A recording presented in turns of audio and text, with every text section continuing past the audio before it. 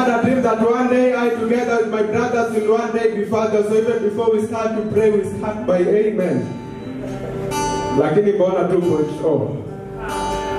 Nani wanangoja? 2.0. Hii hata si lakini mbona ni mbona lakini ukose, si ndio? Twende nayo.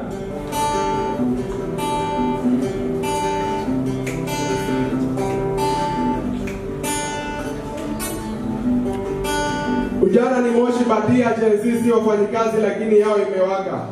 Hawa watu hawakuwa hivi tukianza mwaka.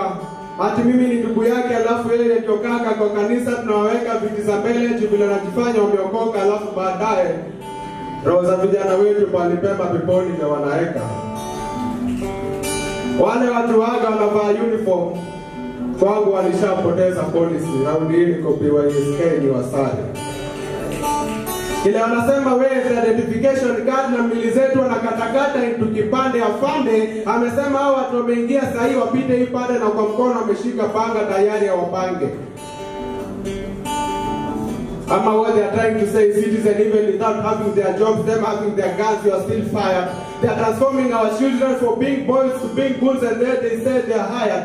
Hao watu hawaoni haya. Ama hiyo kiti imejaa super glue, the minute tunakalia unainama unainuka unainama na bado unashindwa kusimama.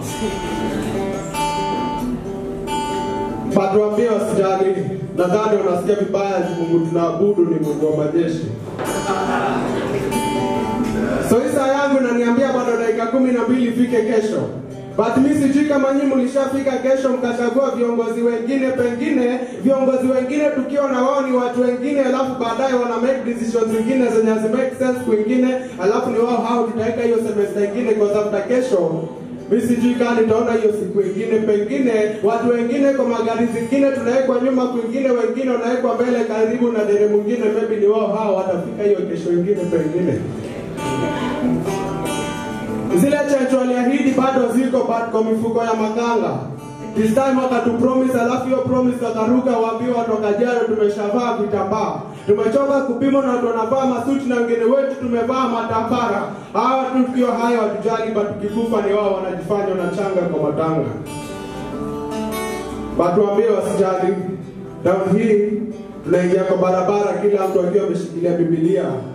Tumeshajua siri ni numbers.